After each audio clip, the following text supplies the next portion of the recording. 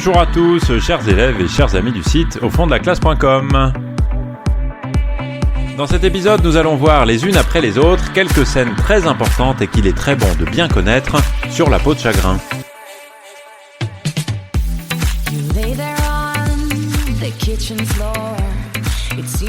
Dans cet épisode, je voudrais donc évoquer avec vous un certain nombre de scènes un peu décisives de la peau de chagrin. D'abord, la scène de la tentation, du suicide dans Paris tout au début du roman. Puis ensuite, la découverte de la peau de chagrin dans la boutique de l'antiquaire. Ensuite, on verra la scène d'un échange entre Rastignac et Raphaël dans la chambre de Rastignac. Puis la scène des savants qui s'agitent autour de la peau de chagrin dans la troisième partie du roman, la scène de duel pour terminer, qui se trouve dans la dernière partie du roman aussi. Alors, si on commence avec la scène du début, au début du roman, Raphaël va perdre sa dernière pièce d'or au jeu et va errer dans Paris et avoir la tentation de se donner la mort lui-même.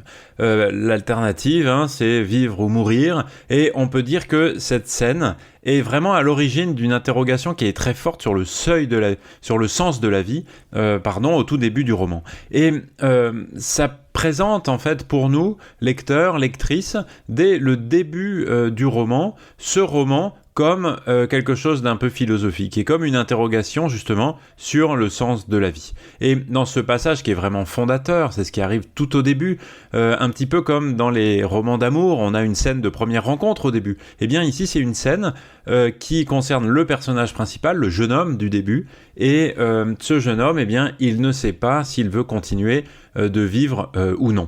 Et cette scène est extrêmement dramatisée. C'est-à-dire que cet acte est présenté comme extrêmement complexe, très chargé de signification évidemment, et dans la phrase qui commence cette scène, quand le narrateur dit « Il existe je ne sais quoi de grand et d'épouvantable dans le suicide », on introduit le thème central de l'extrême gravité, évidemment, de cet acte, en suggérant que c'est à la fois quelque chose de terrifiant et de grandiose. C'est dans ce sens-là qu'on peut dire que tout cela est vraiment dramatisé comme l'événement extraordinaire du début de ce roman, un événement tellement tragique, évidemment, qu'il donne un ton extrêmement sérieux et profond à ce roman qui ne va pas être pour le lecteur, la lectrice, on le comprend tout de suite, un roman léger. Un roman qui va être là pour nous divertir de manière, finalement assez amusante. Ben non, pas du tout. Ça commence avec quelque chose d'extrêmement lourd, d'extrêmement grave. Et nous conduit donc de cette façon-là à une interprétation philosophique, à une interprétation très profonde de cette histoire, comme si, au-delà de ce récit réaliste ou ce récit qui vire vers le fantastique assez rapidement, il fallait voir l'occasion pour nous de réfléchir au sens de la vie. Et le narrateur, dans cette scène, évoque l'idée que cette mort possible d'un individu remarquable comme Raphaël est d'autant plus tragique dans la mesure où elle atteint des hauteurs exceptionnelles dans la vie, mais se brise malgré tout. Dans ce sens, on invite à lire l'histoire de Raphaël un peu comme le symbole de n'importe quelle vie humaine. Quand vous lisez une phrase de ce type-là, je vous cite un extrait du passage, « Mais quand un grand homme se brise, il doit venir de bien haut, s'être élevé jusqu'aux cieux, avoir entrevu quelque paradis inaccessible. » Ce grand homme, dont le narrateur parle ici, c'est évidemment ce jeune homme qu'on voit depuis le début du roman, mais c'est bien sûr nous-mêmes. Et derrière cette histoire de ce héros, il y a la vie de tout le monde, et il est évident pour nous qu'il s'agit du symbole de n'importe quelle vie humaine.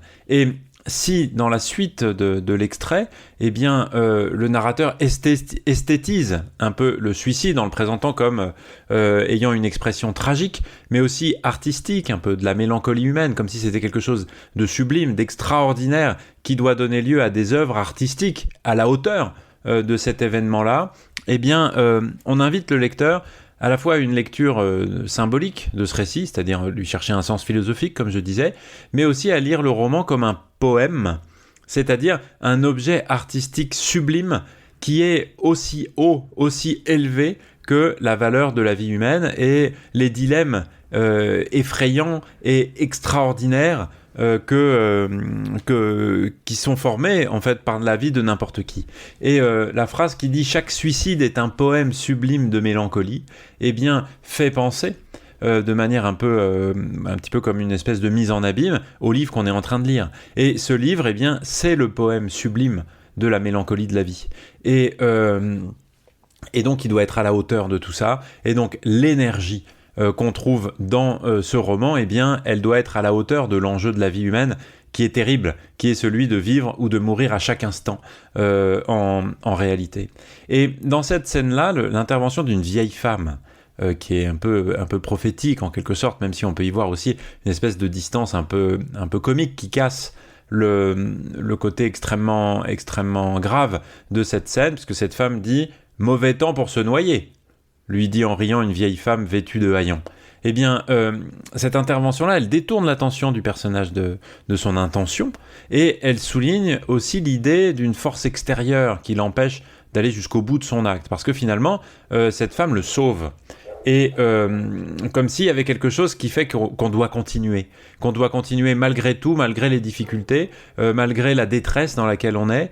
Et on peut dire de manière un peu globale que dans cette scène, qui est fondatrice évidemment, Balzac présente cette alternative de la vie comme un acte qui est empreint de complexité, de tragédie et aussi d'esthétisme.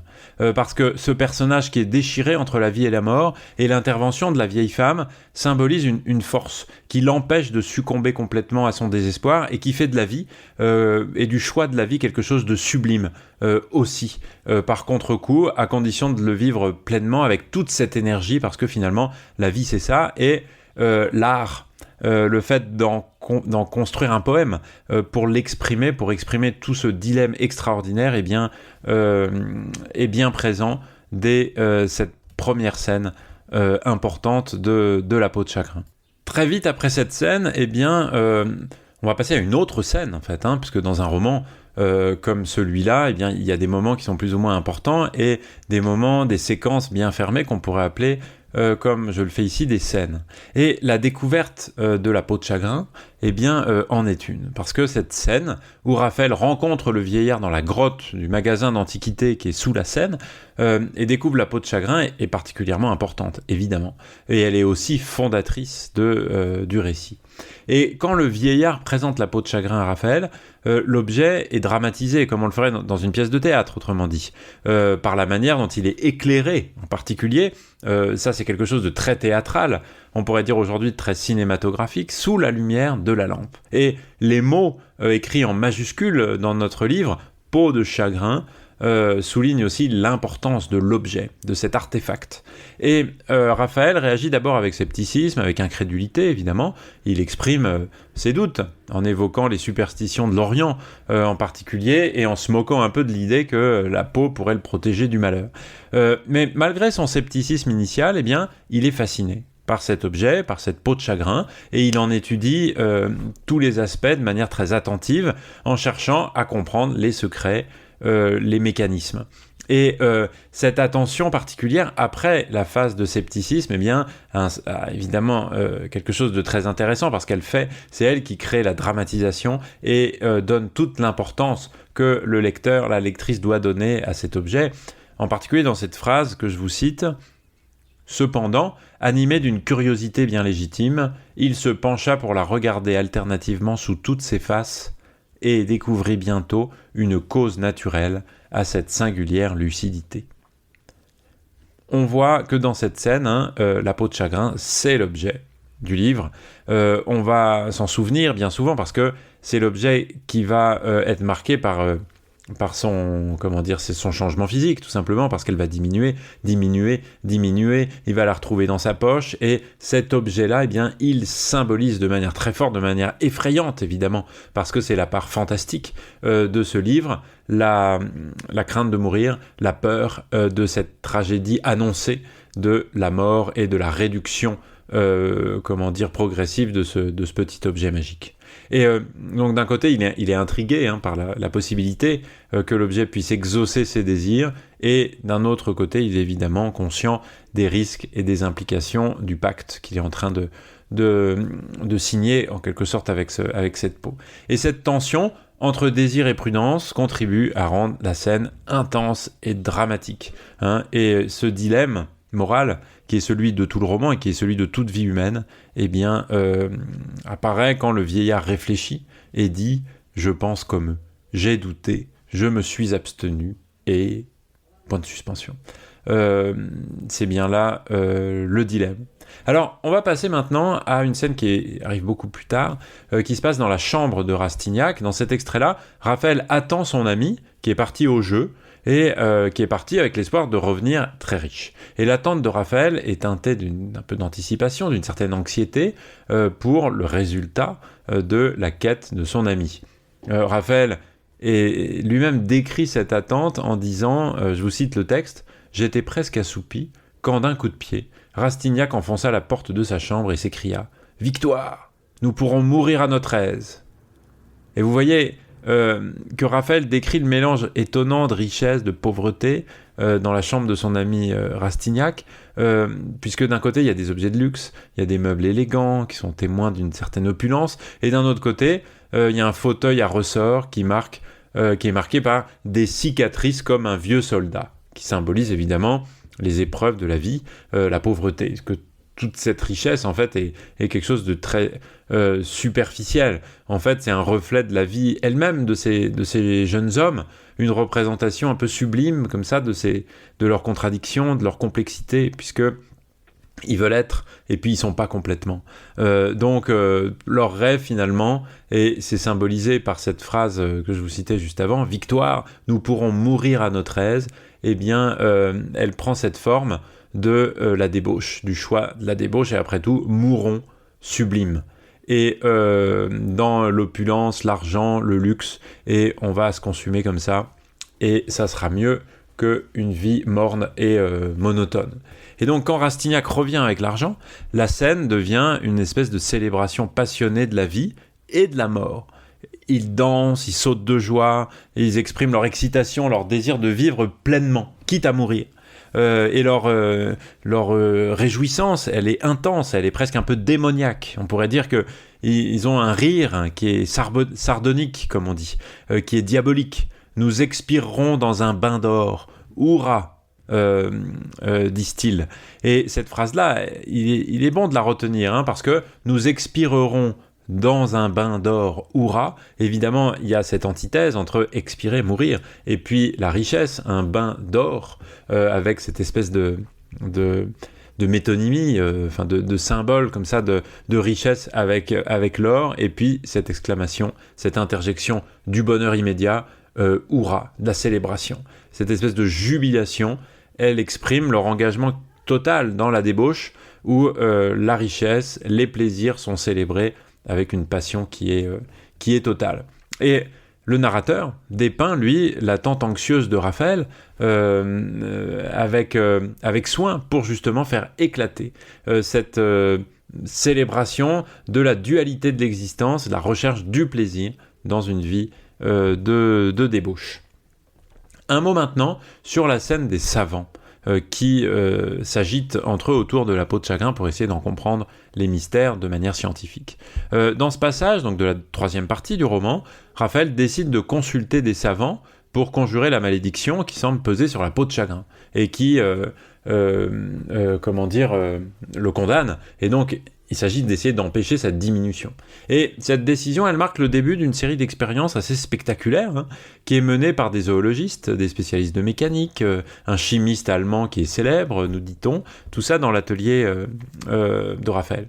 Et l'extrait décrit une scène qui est très impressionnante, où la peau est soumise à différentes manipulations, le contact avec le charbon de terre d'une forge, l'action d'un laminoir, l'utilisation d'acides, des réactifs chimiques, et malgré tous ces efforts, eh bien, la peau résiste à toutes les tentatives de manipulation, et elle demeure totalement intacte.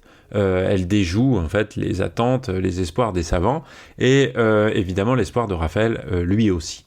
Et quand le contremaître présente la peau à Raphaël, Raphaël s'exclame désespéré, il y a décidément quelque chose de diabolique là-dedans. Aucune puissance humaine ne saurait donc me donner un jour de plus.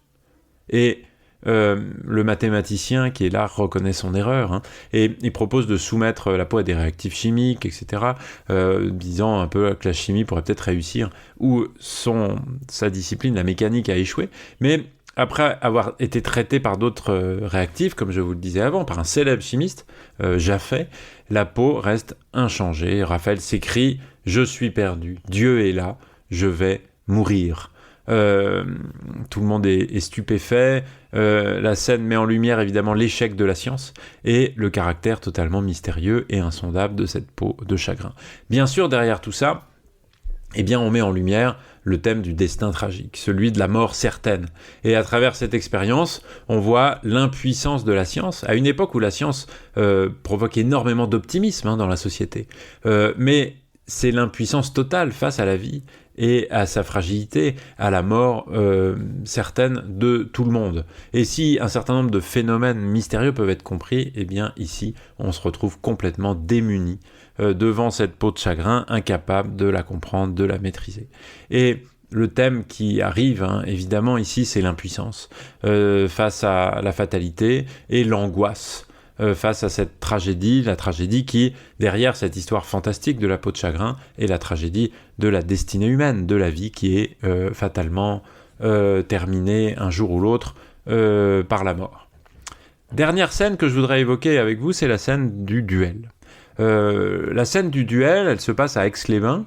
Raphaël est provoqué en duel par un homme qui est appelé Charles, et malgré les protestations des témoins, la pression du moment, Raphaël reste totalement impassible.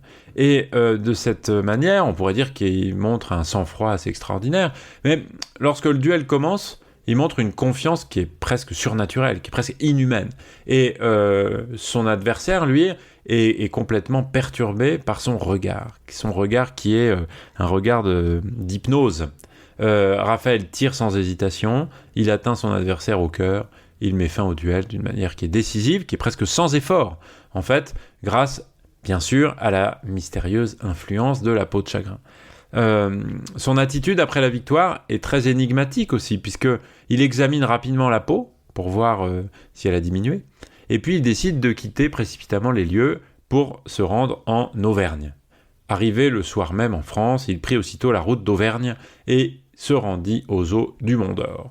Nous dit-on parce que Aix-les-Bains n'est pas en France à ce moment-là. Pendant son voyage, Raphaël est submergé, et c'est ça qui est intéressant ici aussi, par une réflexion très profonde sur le pouvoir. Et il réalise de manière soudaine que posséder le pouvoir ne garantit pas de l'utiliser avec efficacité. Et il compare le sceptre avec un jouet pour enfants, en soulignant l'insignifiance du pouvoir entre les mains de ceux qui ne comprennent pas comment l'utiliser. Et cette méditation conduit Raphaël à une conclusion qui est assez amère. Le pouvoir ne transforme pas les individus et ne leur donne pas la sagesse nécessaire pour pouvoir l'utiliser de manière constructive. Autrement dit, on est tous des enfants. On est tous des enfants, et quand on a le pouvoir de faire quelque chose, on ne sait pas utiliser ce pouvoir de manière sage. Le sceptre est un jouet pour un enfant, une hache pour Richelieu, et pour Napoléon un levier à faire pencher le monde, nous dit le texte. Et donc, même si Raphaël a eu la capacité de faire des choses extraordinaires avec la peau, il se rend compte qu'en fait, ça ne lui a pas apporté de satisfaction, ça ne lui a pas apporté de bonheur. Et il s'écrie « Triste lueur, sagesse implacable, elles illuminent les événements accomplis, nous dévoilent nos fautes et nous laissent sans pardon devant nous-mêmes. » Tout ça souligne donc l'idée que malgré les apparences de grandeur, nous restons tous fondamentalement insignifiants, c'est-à-dire incapables de nous comprendre ou de trouver le sens de nos propres actions. Voilà, en tout cas, ce que je souhaitais partager avec vous au sujet de ces quelques scènes très importantes dans La peau de chagrin de Balzac. Vous pouvez retrouver un certain nombre de choses sur le site internet aufonddelaclasse.com. Je vous dis merci beaucoup de m'avoir écouté et à très bientôt. Ciao, ciao.